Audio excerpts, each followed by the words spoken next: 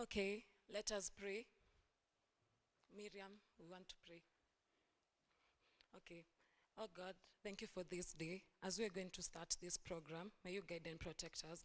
The teams that are going to pitch, guide them throughout the way, and may we be able to learn more throughout the day. In Jesus' name I pray. Amen. Amen. Let's give it up for Shanice.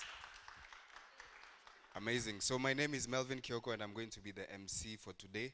I also happen to be the events coordinator for the Hult Prize ANU.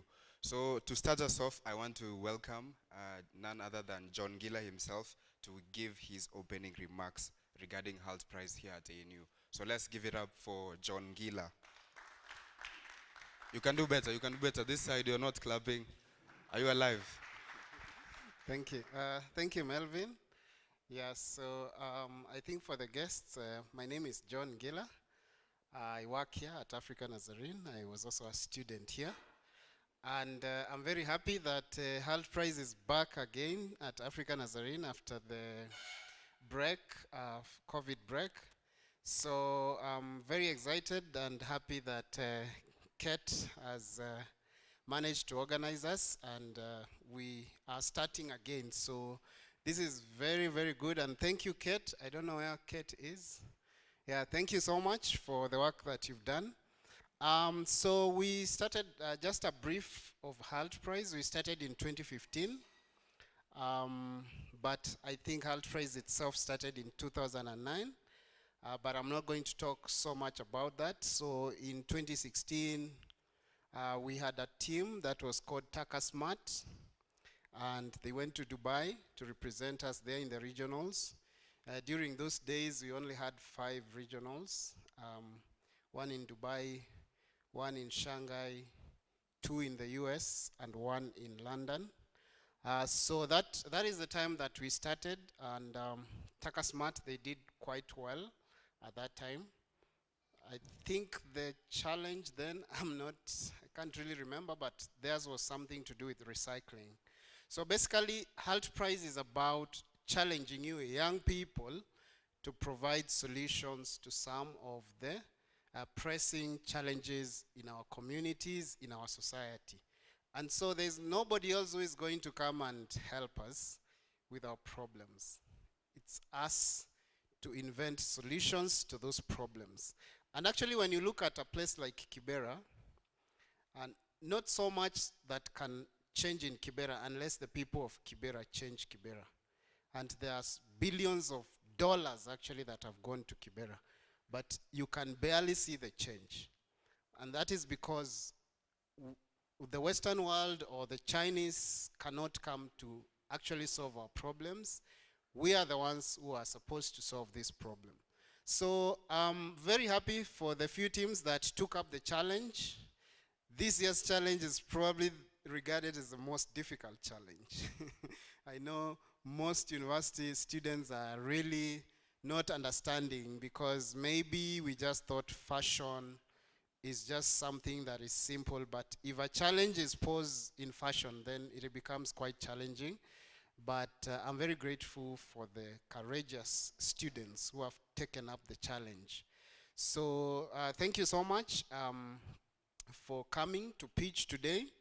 And moving forward now, we will really support the teams that are going to do well today as a school of business. And my bosses are here, so I want to invite Mr. Gidhi to say something small and welcome our dean. Karibu Chair. Thank you, John. Good morning. Mko sawa? Good. Thank you. I think we've been given a background of Hult Prize, and it is one event that in the past, before COVID, we were really happy to host. And I'm also excited that we are coming back to this, and moving forward, we'll be having probably more teams and more engagement taking part in this. So we will be supporting, as John has said, those that will be presenting today, but also moving forward for the years to come. We want to take charge and see that you take part in it. Remember, part of what we are also saying as a university, part of the ideal student or graduate we want, much of it may not come from the classroom. Much of it will come from activities like this, engagement like this, because this is where you'll be tested on issues of problem solving, okay, critical thinking, research, okay, teamwork, communication, on all those. Part of those that you'll be presenting here, I'm sure now they already have butterflies, they are counting minutes. It is part of pushing you to the forefront so that you can be able to present, you can articulate your idea, of course, under pressure. And that is what the real world is about. And I think the other thing is we have to be also excited that we have Jeff here, who is working with Cliff in Hult Prize. He was once our student. Cliff was our student. So when we see them coming back, it should motivate you that in a few years' time, you could also be working with Hult Prize, maybe in Kenya or probably somewhere else, all right? But you have to take part. And I think the MC have said it. Part of it is showing up, okay? That shows courage enough. If you have an idea, if you have showed up today, that is part of success that we are talking about. So for me, I'm excited, and I'll be waiting to hear the ideas that are there. I can almost see fashion somewhere, so I can almost predict and tell who are the presenters, and I know they will have very brilliant idea. So without much ado, allow me to invite my boss, the Dean, Dr. Lucy Kidima, to speak to us, and then we can let the program run. Thank you so much.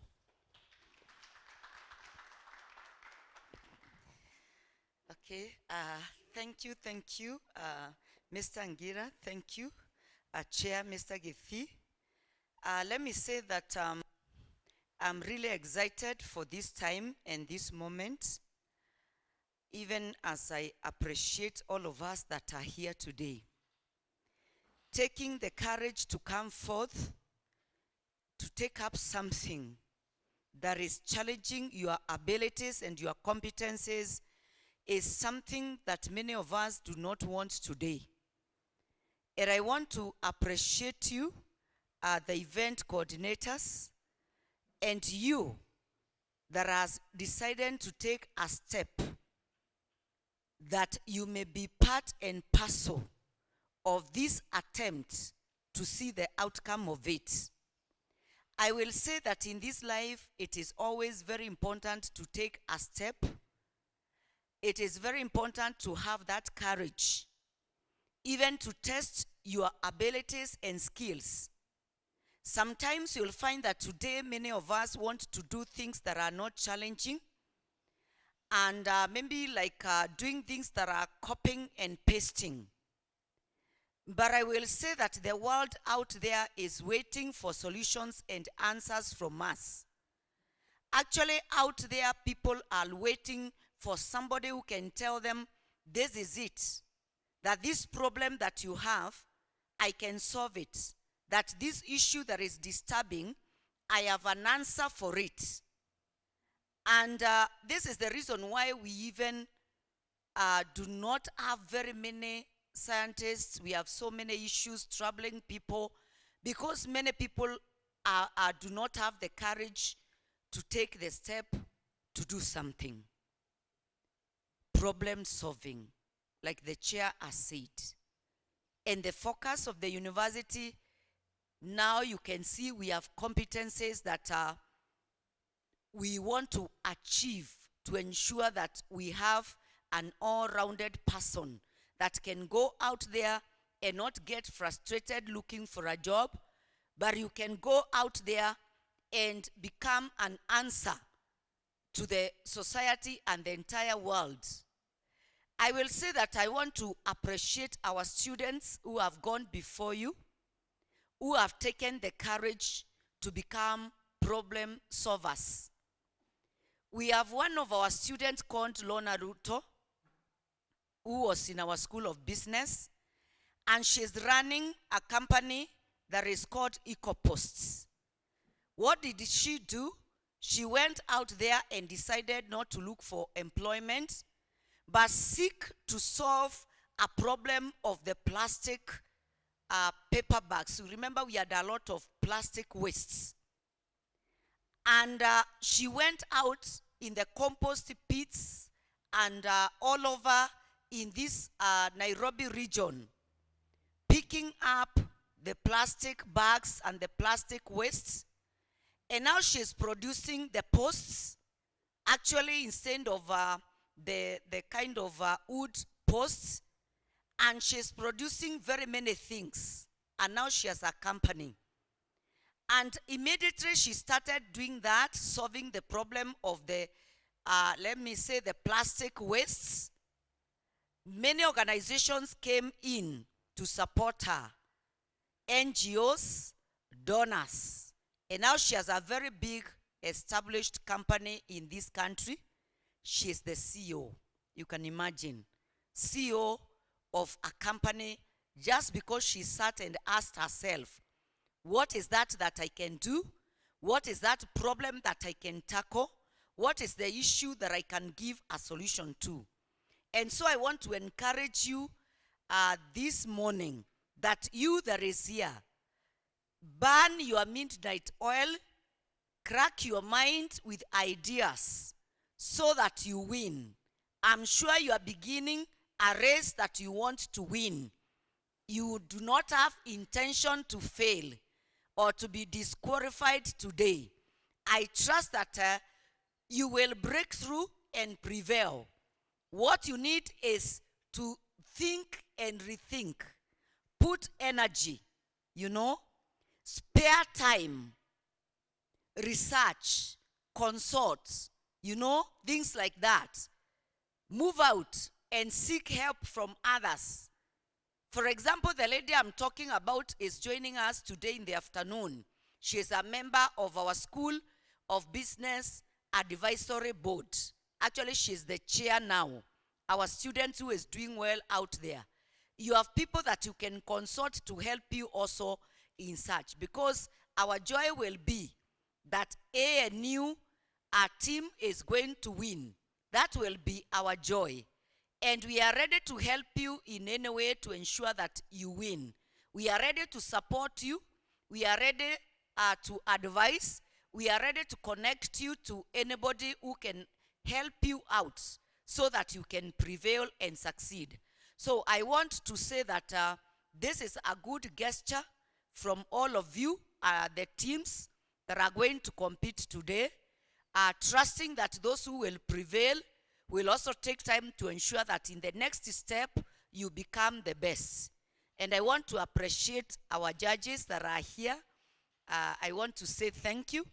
And so without much ado, I want to say that Hult Prize Competition 2023 kicks off.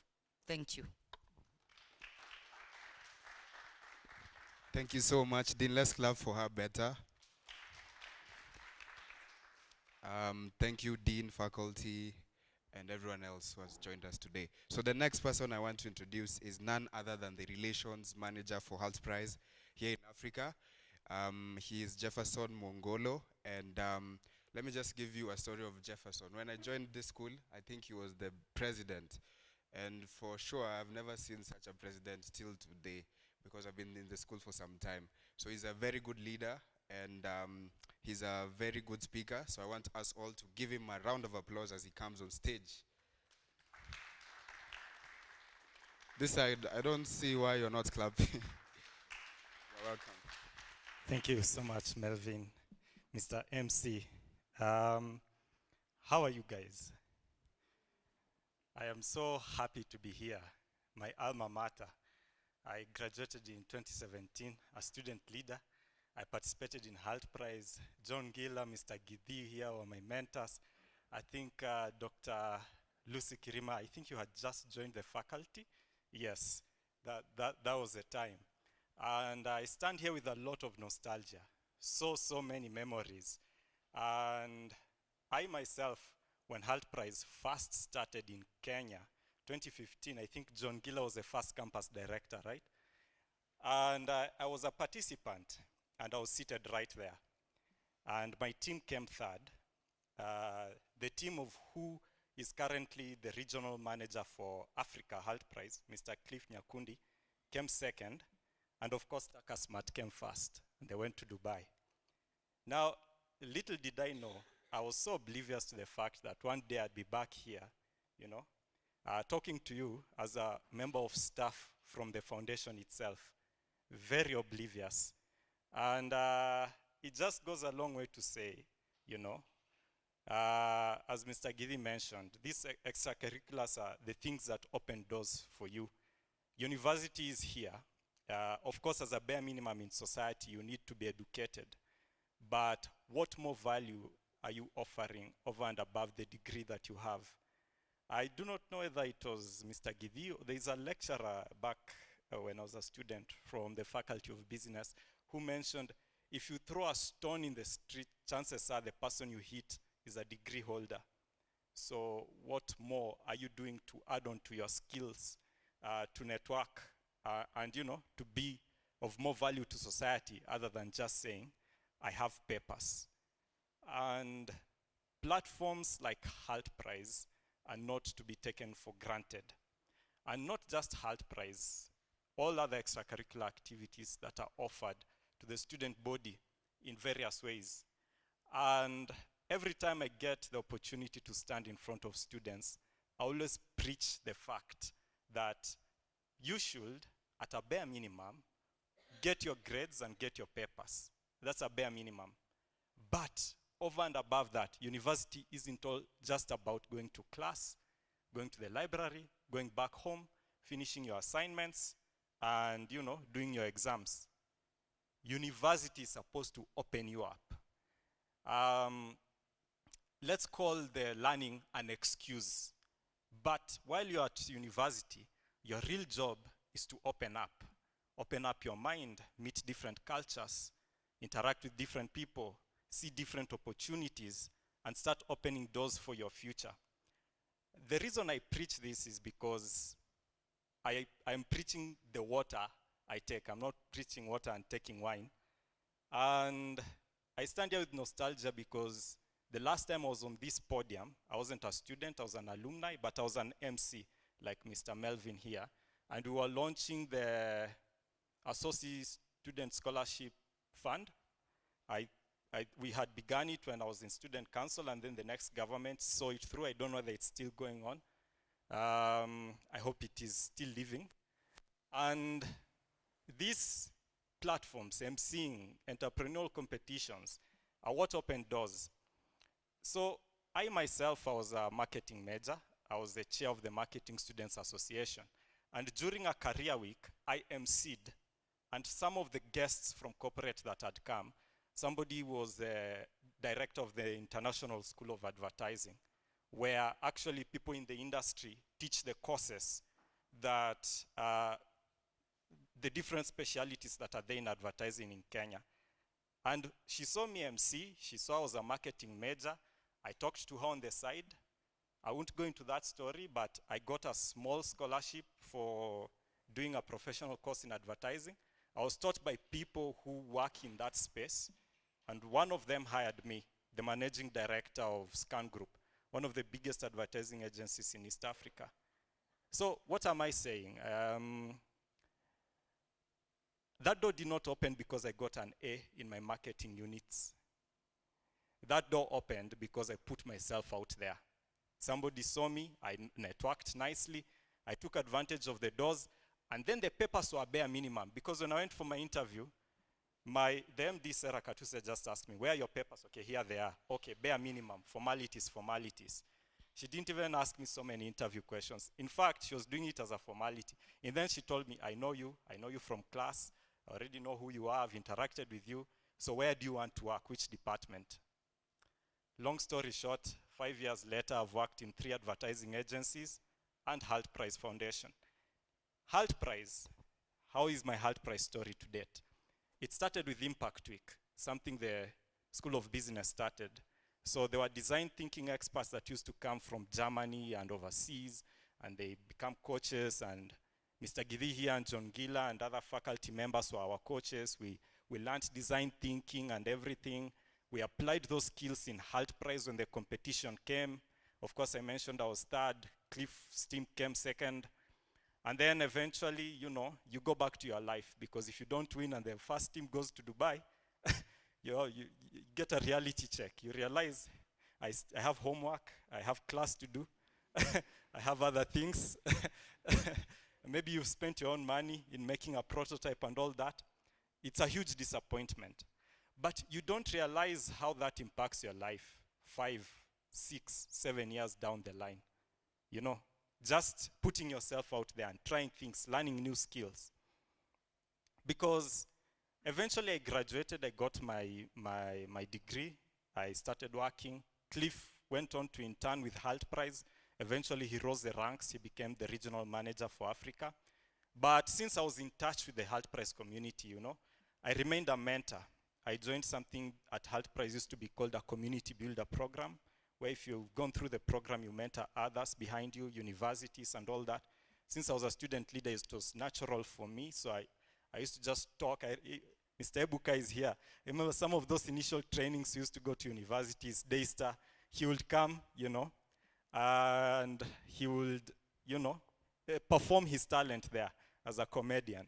And I hope it opened for you doors to go to many other universities and do your skill. So just like that, I continued working. Late 2020, Hult Prize had open positions in the Africa office. And the first people to know are people who are part of the community, like volunteers, community builders. I wasn't keen on applying, but Cliff is a very good personal friend, and he really insisted. He wanted to work with a friend, and I applied. And going through the interviews and everything, you know, it's like when you're an insider already. Even if you're not being paid, you've been volunteering all those years. And 11 candidates from across Africa, I got the job. In fact, when I got the job, I didn't believe it. I thought Cliff was playing a prank on me, because he's also a friend, a personal friend. I know sometimes as friends, you play pranks on each other. And so that's how I joined Hult Prize in a nutshell. And I can say the places I've been employed, the doors didn't open because I went in with my A first, my paper. Although I got those A's in my marketing units. But the doors opened because, you know, I put myself out there, you know. Somebody somewhere knew I was a volunteer. Somebody somewhere knew I was an MC. Somebody somewhere saw my potential as a student leader. I know these things open doors. So Melvin, keep up the emceeing. You never know 10 years where the door will open. You know, all of you, thumbs up for just being here and just showing up, you know. At Hult Prize, we always say, entrepreneurs are those who show up. Just show up. Take advantage of whichever platform. You don't know where you're showing up will get you. I am not an entrepreneur. I did not go and start a company. I did not win $1 million, but hey, showing up has had an effect on my life somehow. Now, you here, I know this is a very small crowd. And you all know in Africa we have 2 startups from Hult Prize that have won their $1 million. One is called Bupas. If you are participating in Hult Prize, you know them. They were not an African university, but one founder was an African. And although he was studying in the States, he influenced his co-founders, and they came and they started their operations here in Kenya. And they prototyped using Safaricom's technology. They are now the leading bus ticketing company in East Africa, and they graduated from bus. Now they are long distance travel, SGR, Wilson Airport, flights, and long distance buses. If you book using USSD, your flight, SGR, or long distance travel, you're using the technological platform of Bupas. That's Bupas, the one in 2016, right, Ngila? 2016. The other one is Ikobana, and they are students of St. Paul's University, and they just won last year, 2022. And why am I bringing up Ikobana? It's because the crowd of Ikobana at their own campus competition was smaller than this. In fact, the chair showing here, the dean showing here, and the support you're getting from Gila is way more than the campus director of St. Paul's was getting, and Ikobana, they're in Limuru. And it was the first time Hult Prize was happening there. But there were two campus directors, Yahal and a guy called Peter Ngure, very aggressive. Even if two people show to a meeting, they go on. Even if one team is promising, they go on. They would call for meetings, no one shows up. They call for Google Meets meeting. They invite us as Hult Prize staff to talk. Then I noticed these Ikobana people ask the most questions. They look for you after, very aggressive, you know. You know, in the back of your mind, you're just like, just aggressive students and whatnot. Hey, they won the 2022 Hult Prize. In their campus, the teams that were active, I think, were just 5, and they didn't even have many information sessions and talks and events. They were just an aggressive team.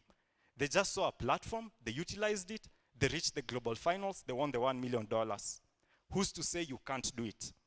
Who's to say you can't do it? They came from a very remote university. They didn't get as much support as you're getting. Their campus directors used to struggle to even explain to the administration what is Hult Prize. But all I'm saying is, irrespective of what opportunities are before you or how the community is supporting you, if you're aggressive enough to just take the chance and take a leap of faith and always show up, sooner or later you get your breakthrough or you get your break. So I just wanted to encourage you all like that. A very small crowd, maybe it doesn't look so significant, but even if you don't win, you know, you've learned a skill. You've learned to network. You are conditioning your mind to always put yourself out there, and that's a positive step forward. So clap for yourselves. So without much ado, I will hand it over back to the MC. Thank you for inviting me back here. It is a privilege. I will sneak out, and then I will come back to watch later. Unfortunately, I'm still working, so if I leave, don't think I've left you. I just have a 12:30 meeting, and then I'll come back later. But I'm so happy to be here with all of you, and all the best in your presentations today. Amazing. Let's give it up for Jefferson. I think our mantra here in ANU is what begins here transforms the world. And you can see we have such people as Cliff and Jefferson doing it already. So now, without further ado, I just wanted to invite the judges that we have here to come and introduce themselves before we kick off. Can we give a round of applause to Kevin and Wendy as they come on stage? Ideally, we usually clap until the person gets on stage.